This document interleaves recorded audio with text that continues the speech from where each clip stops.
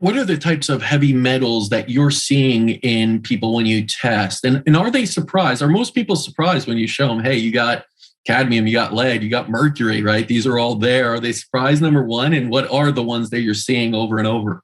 Well, it's like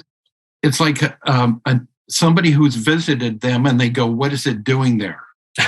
and we have them fill out a questionnaire ahead of time, so we're looking where they live, their dietary habits. We're looking, are they on medications? Are they taking aspirin? Are they using whatever? And from looking at this, it's kind of a detective type scenario, because I have to take the habits away from them. They may be drinking hibiscus tea, which is high in aluminum, and they drink it every day, and the aluminum levels are out. And the other thing is that when you clog up this lymphatic system, you start to see high blood pressure. And so people are starting to see all these anomalies with their body, and the doctors are putting Band-Aids on them, and nobody's paying attention to the lymphatics. So that's where the Oligoscan back up into the lymphatics and say, we've got to get rid of your heavy metals. Mm-hmm. Because if you don't get rid of it, at least start to get them to be excreted, the minerals can't do their job. So they actually can become toxic. And we've seen this where too much zinc, too much copper, and it's not being metabolized. So is that something you're correlating within the Oligoscan itself? Because I know this, if you have heavy metals, you're going to have, minerals off, and Oligo, its name is minerals. Of course, you're testing that for that as well. Are you seeing these, synergies between higher heavy metals and lower minerals? They're antagonists. So if you have zinc, low zinc, you're going to have the cadmium take up the vacuoles. So you think about iodine and mercury. And so when we have an exposure to a dental problem, amalgam, I always see low iodine. People are always low in iodine in this country. So if I see low zinc, I see high cadmium. And cadmium recently in Consumer Report was found in chocolates. Yes. Lead and cadmium. I saw that. Yeah. I asked people, are you a chocolate eater? And they go, yes. And I go, well, I think we got a thyroid problem. Yep. Because the thirst for chocolate,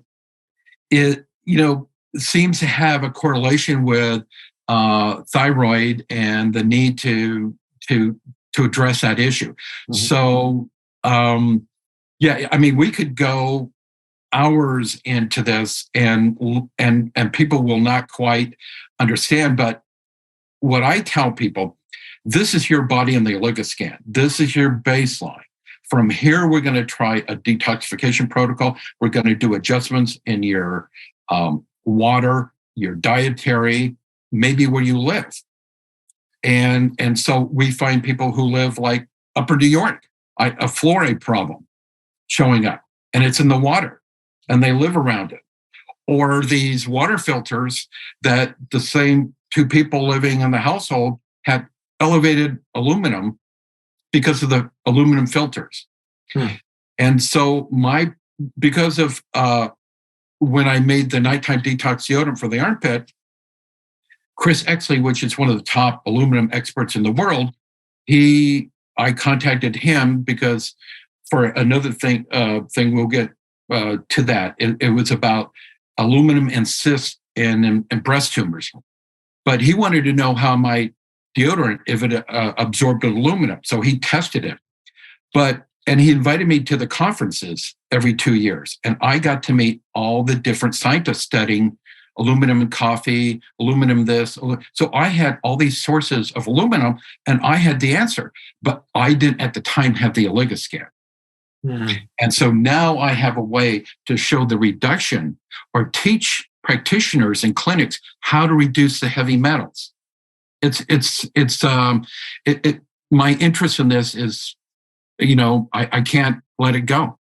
It's fascinating. And I think the key part here is it's something that you could run very simply and easily to get that analysis and that data and be able to work quickly into what you need to do. So